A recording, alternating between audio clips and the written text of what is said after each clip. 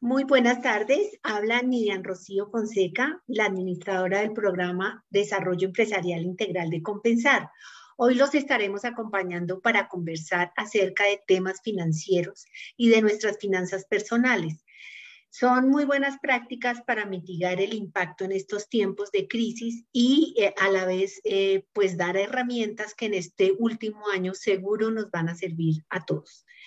En nombre propio y en nombre de Compensar, le damos la bienvenida a nuestro invitado del Facebook Live de hoy, a Danilo Raymond. Es en nuestro conversatorio sobre cómo llevar responsablemente las finanzas personales. Danilo viene trabajando con nosotros en Compensar hace más o menos unos 4 o 5 años. Es administrador de empresas con más de 30 años de experiencia. Se ha destacado como mentor personal en temas financieros. Además, es autor del libro Lo que debes saber sobre el dinero y que nunca te enseñaron.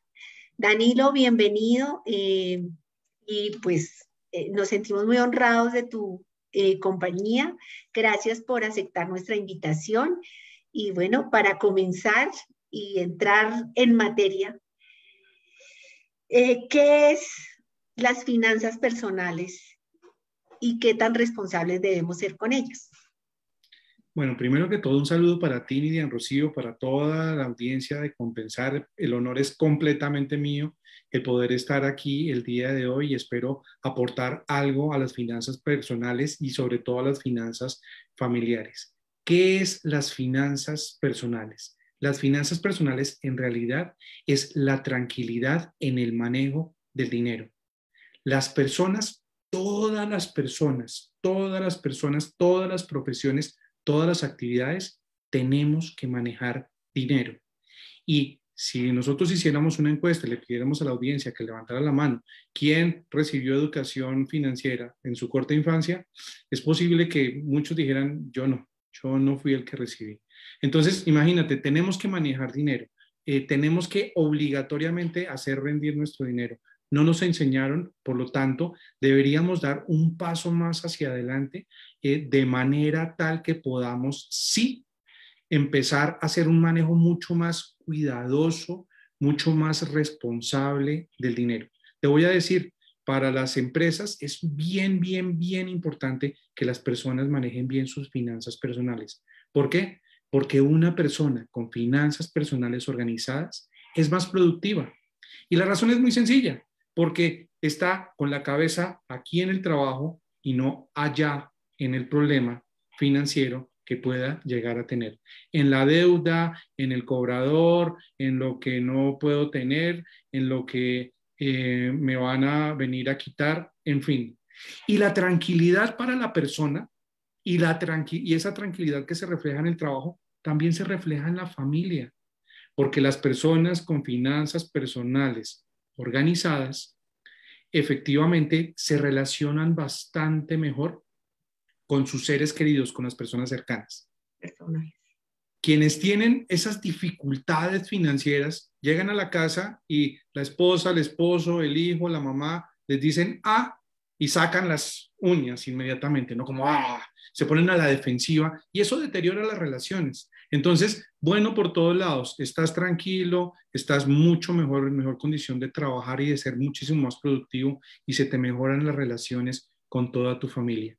La importancia es buscar la tranquilidad y hacerlo a través del orden. Las finanzas personales es igual a orden en tu vida. Y en ese sentido, creo que este año que pasó, 2020, nos dejó muchos aprendizajes en ese sentido de tener en orden nuestro ahorro, nuestra inversión y nuestro presupuesto. ¿Qué opinas de ese aprendizaje que nos dejó el año pasado? ¿Sabes qué? Yo creo que desde el punto de vista de aprendizajes, aparte de las personas que tuvieron un impacto negativo porque se les redujeron los ingresos o porque quedaron sin una fuente de ingresos, yo creo que las lecciones son sobre todo positivas. Vamos a sacar del ahogado al sombrero, como nos dicen, ¿no? Mira, lo primero que te puedo decir es que muchas personas terminaron por darse cuenta que tienen o que han venido teniendo muchos gastos completamente innecesarios. Que se Gastos iban para... hormiga los llamamos, ¿no? ¿Perdona? Gastos hormiga. Tú me Entre enseñaste otras los gastos cosas, hormiga. los gastos hormiga. Digamos, gastos hormiga, claro, como ir al centro comercial a comerse un helado y volver con la servilleta del helado y volver con una camisa nueva y volver con unos aretes nuevos para las señoras y los señores compraron unos guayos nuevos y al niño le compraron. Resulta que se volvió en algún momento parte del plan al centro comercial a comprar cosas y volver con algo, porque ¿cómo iba a llegar yo sin nada? Pues ahora no podíamos ir al centro comercial y por lo tanto muchos gastos innecesarios desaparecieron. Sin lugar a dudas también nos dimos cuenta que podemos vivir con menos, Sí, que si nos íbamos a desplazar no necesitábamos ni una gran moto, ni un gran carro, no necesitábamos tantas cosas, que nos podemos adaptar, que podemos para divertirnos, no necesitamos ir a la luna y volver, que podemos hacerlo estando en nuestras casas, simplemente redistribuyendo nuestros espacios físicos, viendo una película en familia, comiéndonos unas crispetas y siendo algo creativos y estando con la familia. Y eso a la vez hizo que disfrutáramos mucho más de el concepto de familia. Y el último, y desde mi punto de vista el más importante, la lección más importante, es que gracias a que cambió nuestra dinámica de gasto, nos dimos cuenta que ahorrar sí es posible. Tantas personas que yo he venido conociendo que dicen, es que a mí no me alcanza para ahorrar. En teoría, cuando hablamos de finanzas personales, tú no deberías ahorrar lo que te quede después de gastar, deberías gastar lo que te quede después de ahorrar. Sin embargo, la gran lección es que sí efectivamente podías llevar tus gastos al nivel de lo que necesitas, disminuyendo los deseos y la capacidad de ahorrar para dormir tranquilo y cumplir los sueños empezó a desarrollarse y desde mi punto de vista esa es la gran lección, la gran enseñanza que nos ha venido dejando la pandemia y que espero de todo corazón, Nidian Rocío y todos, que nos dure por lo menos para otros 100 años. Ojalá esa posibilidad de ahorrar para estar tranquilo, para cumplir los sueños por la vida del ahorro y ojalá no por la vía del endeudamiento.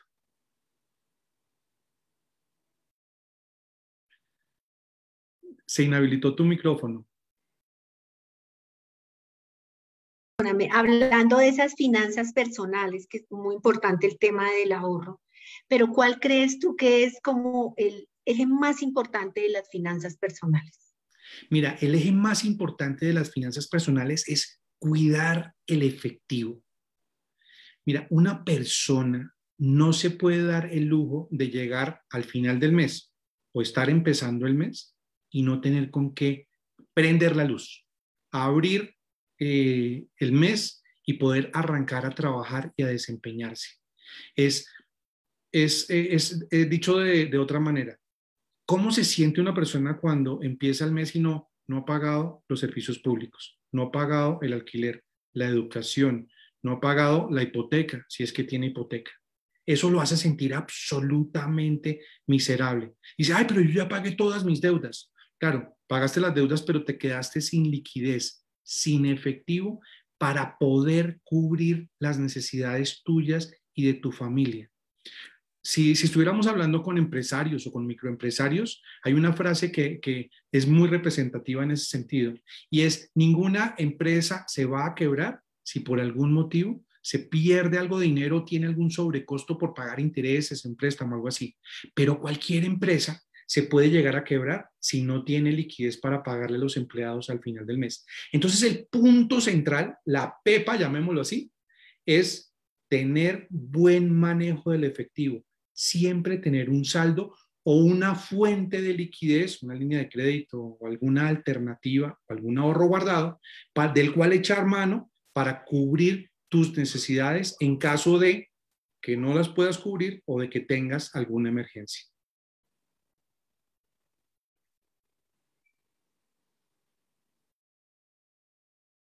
Y Danilo, y en este momento de contingencia, ¿Cuál consideras tú que deberían ser los hábitos más importantes que tengamos en el hogar? Porque ahí no estoy hablando solo de la persona, sino también del hogar, y en el hogar participamos todos los miembros del hogar, papá, mamá, hijos, abuelos, tíos, bueno, los que estemos conformando la familia en este momento.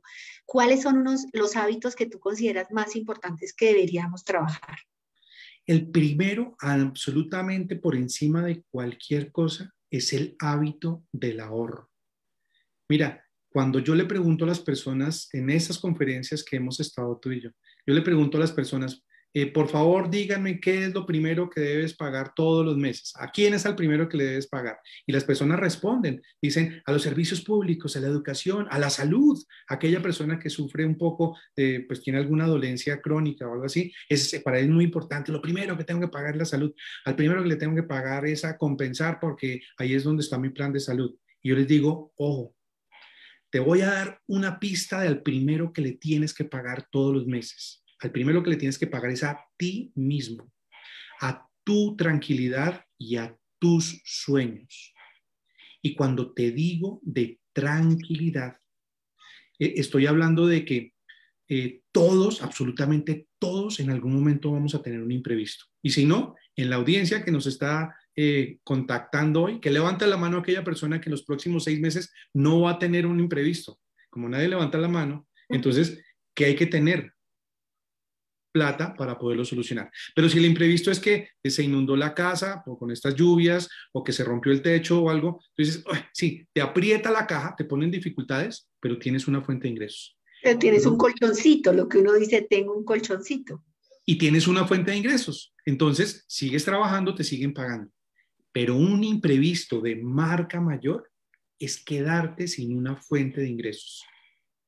Y es ahí en donde tienes que todos los meses tomar la decisión de al primero que le pagas es a tu tranquilidad. Porque si te llegas a quedar sin una fuente de ingresos, ¿qué vas a hacer? ¿Vas a llegar a tu casa y le vas a decir a tu esposo y esposa y a tus hijos, a partir de este mes no comemos porque tenemos que pagar las deudas y tenemos que pagar lo demás? Eso no existe. Y eso genera una presión tan grande en ti, en la persona, en la familia, que es tremendo. Entonces, hábito importantísimo desde el abuelo, el tío, el papá, la mamá y hacia los niños es empezar a ahorrar para cualquier tipo de imprevistos, para dormir tranquilo. Y duermo tranquilo porque sé que me llego a quedar sin una fuente de ingresos y ahí tengo algo de plata en el ahorro. Y o para cumplir los sueños. Sabes que hay algo que me llama un poco la atención porque oigo la publicidad. Recientemente oí en la radio una publicidad de una entidad bancaria en donde decía, ¿quieres cumplir tus sueños? Ven a nuestro banco de color X y aquí te vamos a dar un préstamo para que cumplas tus sueños. Y realmente yo le digo a las personas, traten de cumplir sus sueños a través del ahorro. Trátenlo, traten de hacerlo. Entonces, número uno, el ahorro. Y número dos, súper importante, es llevar un control de los gastos. Cuando digo un control, no es llegar y decir, no voy a gastar absolutamente nada. No, no, no me estoy refiriendo a eso en principio.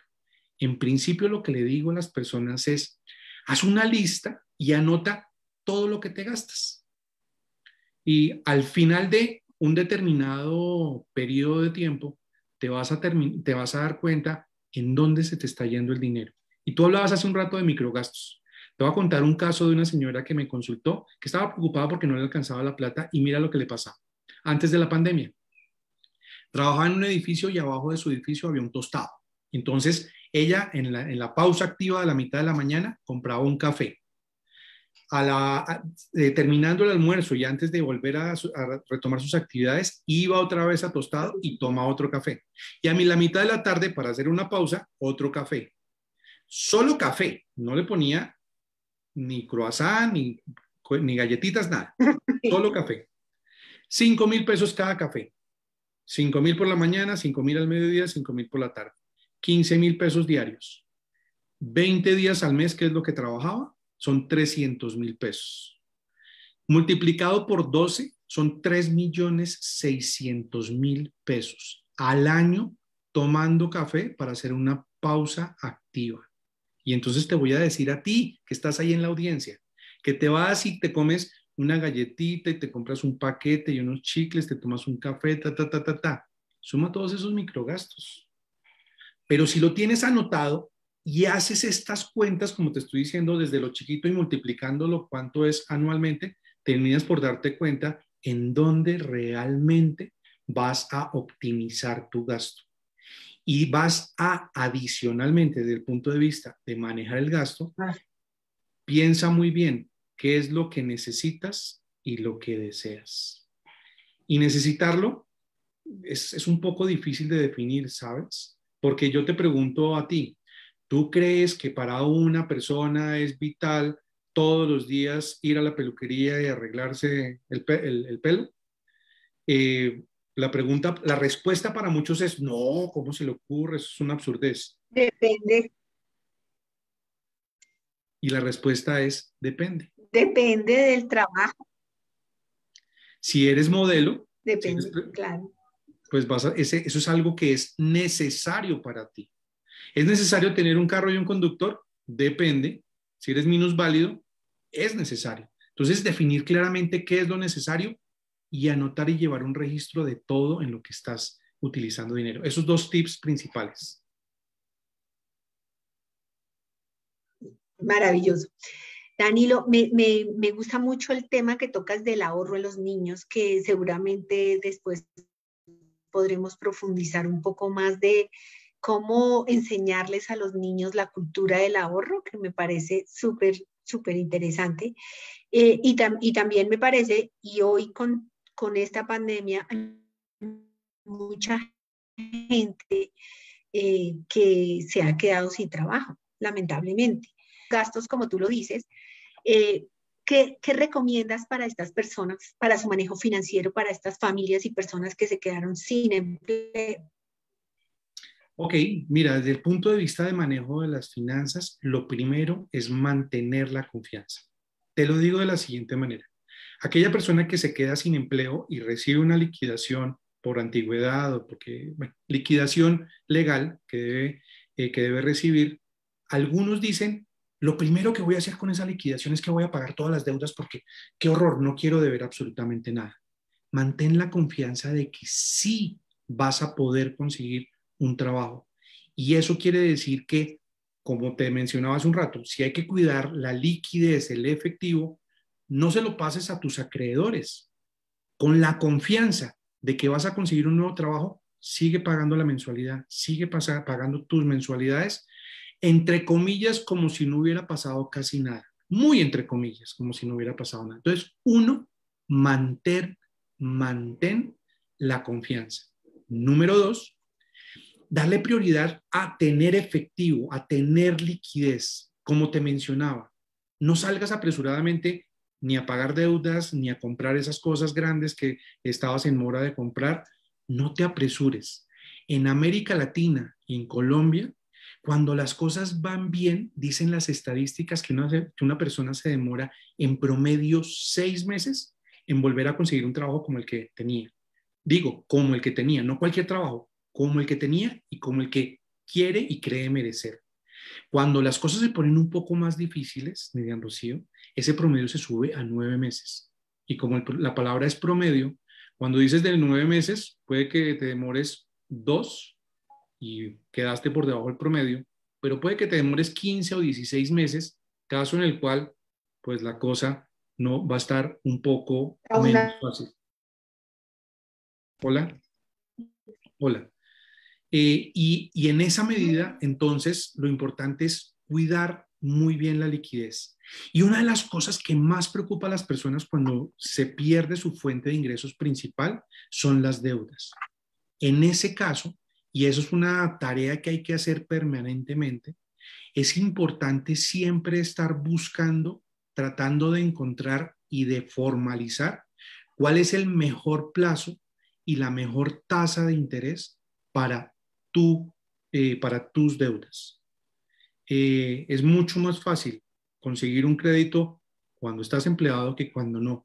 Por lo tanto, siempre que tienes que estar vigilando sobre todo el plazo de tus deudas, porque claramente No es lo mismo pagar 6 millones y pagar cuotas de a 1 millón que pagar los 6 millones en cuotas de a 200 o 300 mil pesos en plazos mucho más largos. En ese momento vas a querer escoger tener una cuota más baja porque estás cuidando tu efectivo, porque quieres llegar al final del mes y poder pagar tus gastos básicos. Y por último, como cuarto elemento, es si estás viendo que tienes grandes dificultades para con tus acreedores, no hagas como la avestruz de esconder la cabeza entre la tierra. Pon la cara. Ve a donde tu acreedor, al banco, a la caja de compensación, a donde sea, ve y dices la verdad. Mire, estoy teniendo problemas y afrontando dificultades para hacerlo. Pero la recomendación en ese sentido es que no vayas tú solo, sino ve de la mano de un experto, de una persona que tenga algún conocimiento de pronto jurídico, para buscar un arreglo en donde efectivamente el arreglo te convenga a ti, como adicionalmente tú esperas que le convenga al banco. Los bancos en este momento también afrontan algunas dificultades cuando las personas no les pagan y se ponen muy nerviosos porque las personas no les pagan. Por supuesto, ellos van a preferir a una persona que con honestidad, con gallardía, viene a poner la cara, van a estar un poco más proclives a darles algunas condiciones que puedan ser de su conveniencia, que a una persona que se esconde. Entonces, poner la cara ante los deudores y estar convencido, mantener la confianza de que vas a poder seguir adelante, porque esto también pasará. Gracias, creo que esto que acabas de decir es muy honroso, no esconder la cabeza, dar la cara, muy, muy importante. Y tú como mentor, ¿qué consejo les darías a estas personas que, claro, ya tienen una dificultad financiera, pero además también tienen una dificultad emocional? ¿Cómo se están viendo afectadas emocionalmente también? Como mentor, cómo lo manejas? Mira, en este caso, realmente lo que te voy a decir es lo siguiente, es súper importante en momentos, sobre todo en momentos de dificultad, aprender a pedir consejo. Recientemente estaba yo leyendo de como un orden en el cual pedir consejo y encontraba lo siguiente: para los creyentes, pídele primero que todo consejo a Dios. Ok, no va a profundizar en eso. Para quien es creyente, ese es un elemento muy valioso. Ir en oración y pedirlo. Muy bien. A la siguiente persona que le debes pedir unas recomendaciones a tu pareja, a tu esposa, a tu esposo o a tu pareja permanente, quien sea. ¿Por qué? Porque está metido en el mismo barco tuyo, porque le duele lo mismo que a ti. Si a ti te va mal, a tu pareja le va mal. Por favor, no lo descalifiques. No, es que como él es profesional de la salud, entonces él no entiende. No, es que como ella está en el área jurídica, ella no solamente no entiende, sino que no quiere entender. No, no, no, no, no, perdóname. El sentido común no tiene profesión.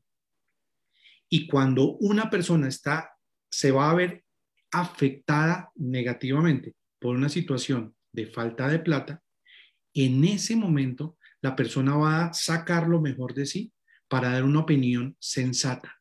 La sensatez no tiene ni edad, ni sexo, ni educación, ni carrera. Consúltale a la persona sensata más cercana. En un siguiente nivel, ve y pregúntale a una persona de confianza. Mira, cuando éramos niños, todos se lo preguntábamos al papá y a la mamá. Allá la Todo, mamá, sí.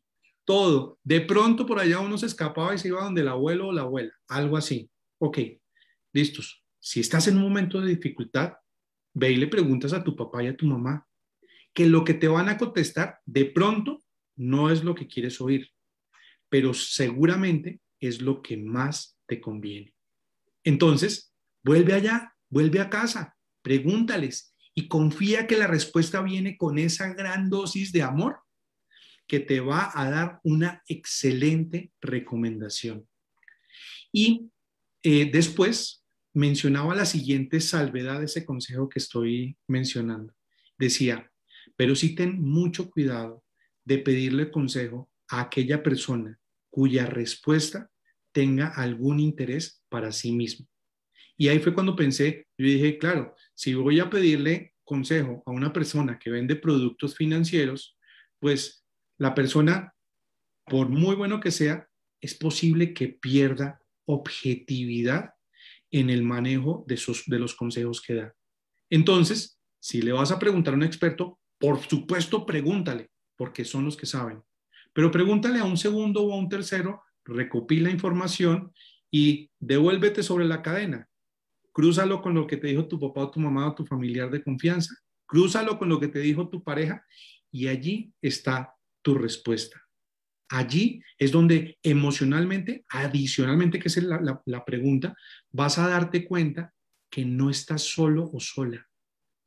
Porque lo más difícil de las dificultades es la sensación casi interminable de soledad, de estar abandonado y tener que hacerlo todo por No uno solo. mismo, tal cual. Además que uno siente que uno solo tiene que resolverlo y es maravilloso cuando se da uno cuenta y dice, pero mi familia está ahí, mi familia nunca me va a abandonar. Y encontrar el soporte en la familia suena maravilloso. Muy, muy, muy lindo lo que acabas de contar, de decirnos. Mira que ya tenemos dos preguntas. Una de Andrés Ramírez que dice, ¿qué tan bueno es ahorrar en un fondo de pensiones voluntaria? Esa es la primera pregunta. Y Okay. hay una segunda pregunta, que es Juan Sebastián, que nos dice, ¿qué tan rentable es ahorrar en una fiducuenta? ¿Es mejor meter la plata debajo del colchón? Es como Bueno, una doble pregunta. muy bien. Vamos con lo del tema del fondo de pensiones voluntarias. La pensión voluntaria, el ahorro para pensión siempre es positivo, siempre. ¿Por qué? Porque viejo es aquel que tuvo la suerte de llegar a la vejez. Si tienes la suerte de llegar a la vejez, es posible que llegue un momento en donde o no quieras o no consigas una oportunidad de trabajo para generar un ingreso para mantener tu sustento. Conozco personas, Miriam Rocío y todos, con 75 años de edad, de perfecta salud, con una condición mental inmejorable y con toda la experiencia del mundo, que no se atreven a organizar una hoja de vida porque saben que no se las van a recibir. O te pregunto a ti, si tú vas a reclutar a alguien, ¿recibirías la hoja de vida de alguien de 75 años? Es posible que hoy por hoy la respuesta sea no. Y Depende del entonces, tema. Depende del tema. depende del tema. Pero digamos que en términos generales es difícil, es difícil. Sí. Bueno, eh, entonces, ¿qué deberías hacer desde hoy? La solución está en el ahorro. Muchas personas dicen, es que a mí me quitan plata de la pensión obligatoria y entonces deberían cambiar la ley para que no me quiten tanto porque si no, no tendría toda esta cantidad de dificultades y sobresaltos en mi vida financiera. Menos mal que te la quitan. Pero no solamente qué bueno que te quiten la plata obligatoria para la pensión, sino qué bueno que tú tuvieras y tomaras la decisión mes a mes de ahorrar para la vejez. Porque si llegas a tener la suerte de llegar a la vejez, querrás con toda seguridad disfrutar de la tranquilidad de haber vivido una vida armoniosa, de haber trabajado, de haber sido productivo, de tener una familia y querrás dedicarte a ella. Pero para ello necesitas dinero.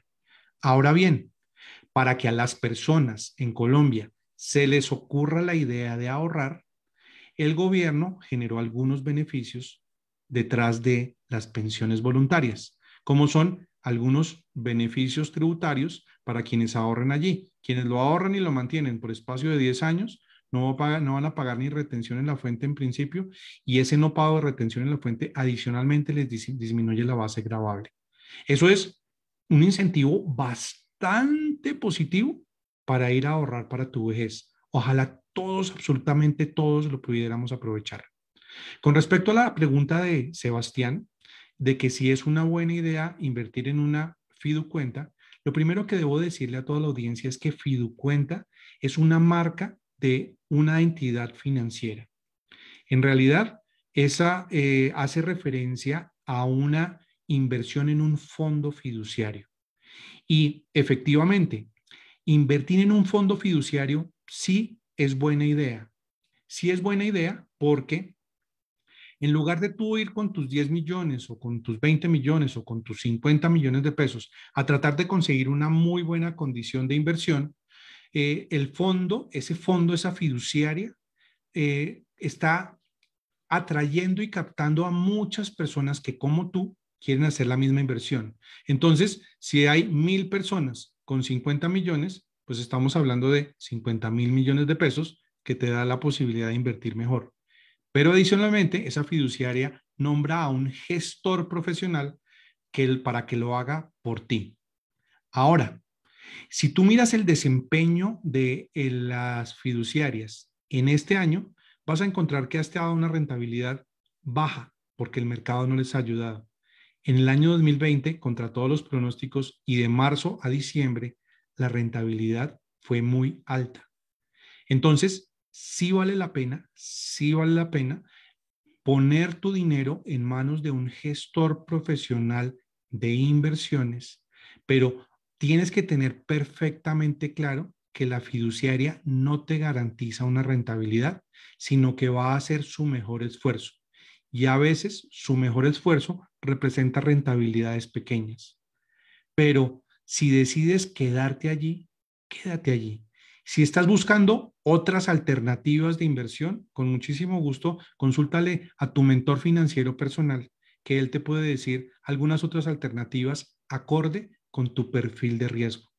Lo que sí te voy a decir es, si no lo conoces, no lo inviertas, no lo compres.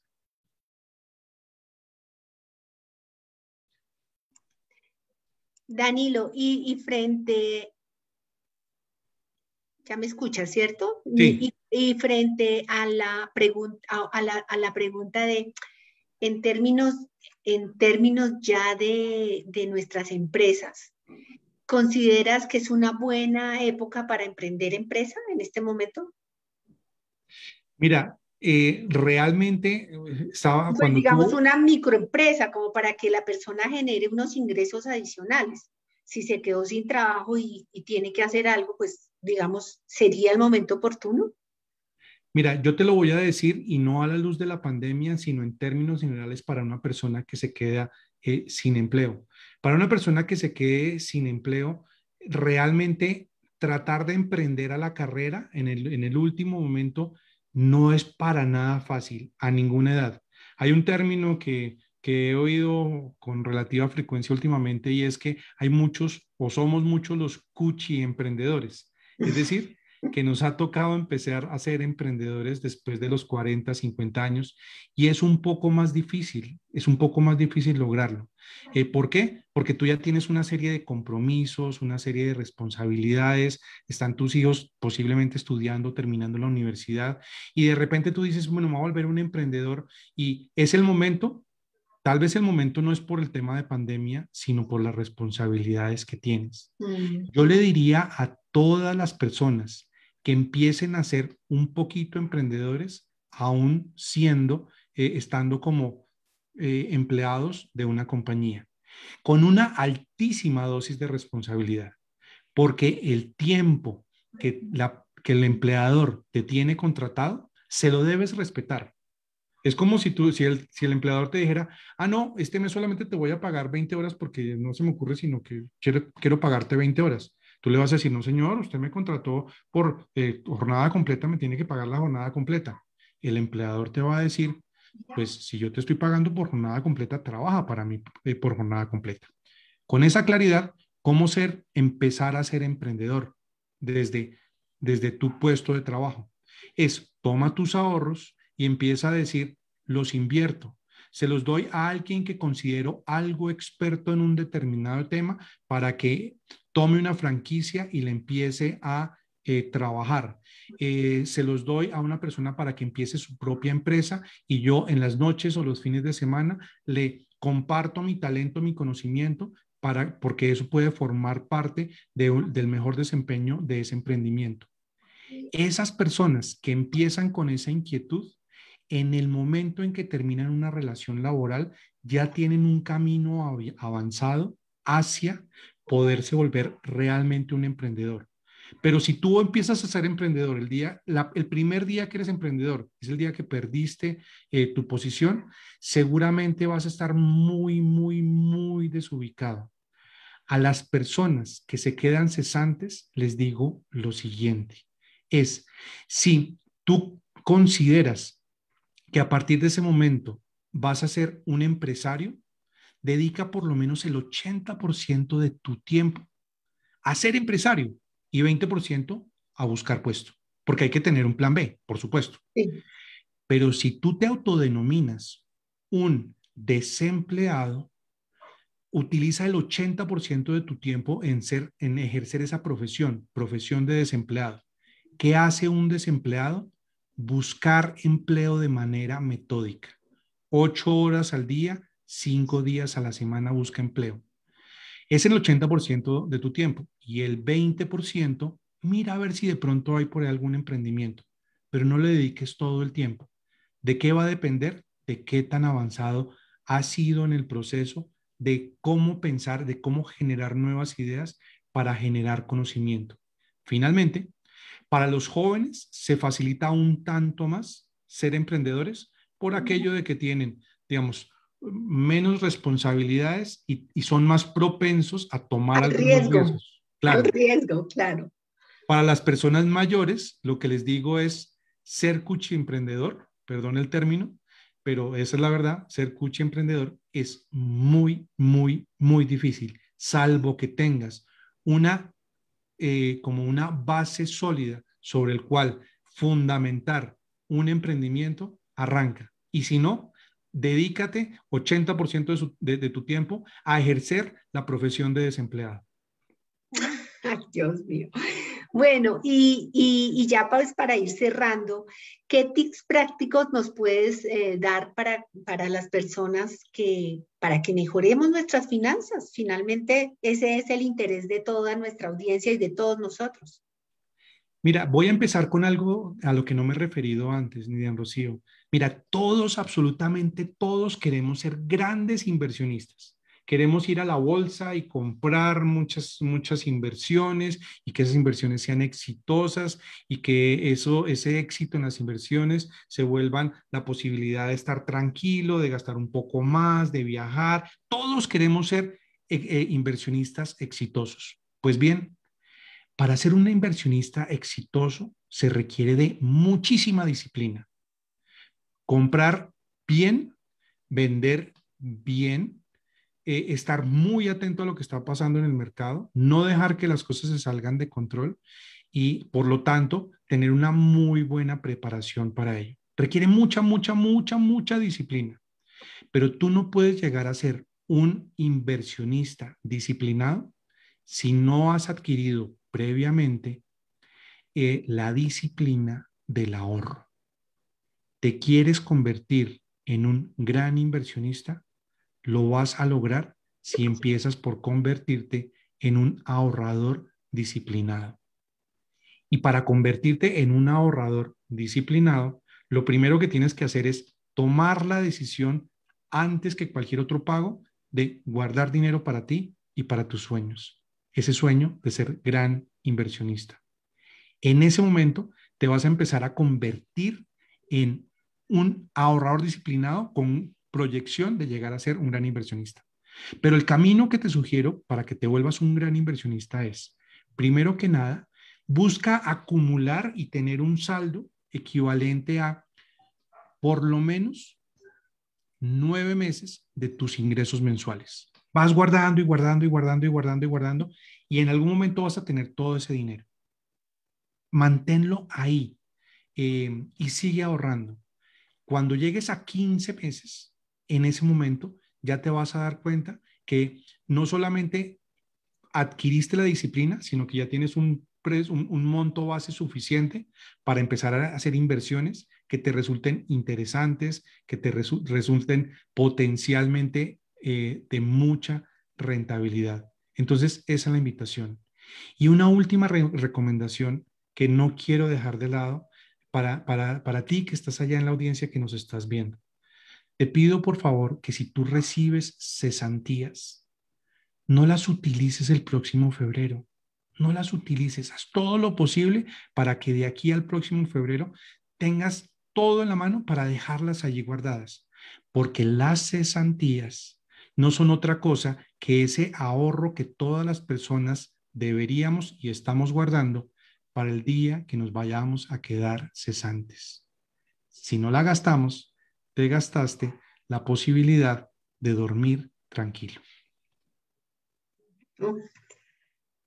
Bueno, Danilo, quisiéramos contar con mayor tiempo porque pues creo que el tema es muy amplio de muchas aristas y de mucho interés para todos nuestros participantes. Tenemos una gran audiencia el día de hoy. Muchísimas gracias por participar, por acompañarnos. Danilo, mil gracias por todo tu saber. Eres un mentor y seguimos muy agradecidos desde Compensar por todos tu saber y todo lo que nos transmites en todas tus charlas, conferencias, seminarios y demás. Les queremos agradecer a todos pues su asistencia y su conexión y recordarles que seguimos conectados con nuestra programación, que por favor consulten nuestra tienda virtual con nuestros cursos y planes que tenemos en Compensarte, tanto desde lo virtual como lo presencial. Y recordarles que en todas nuestras sedes que ya tenemos en funcionamiento, tenemos todos los protocolos de bioseguridad para que nos sigan acompañando. Nos vemos en una próxima oportunidad. Hasta pronto y recuerden que nuestro próximo Facebook Live es sobre innovación y creatividad. Los esperamos. Muchísimas gracias.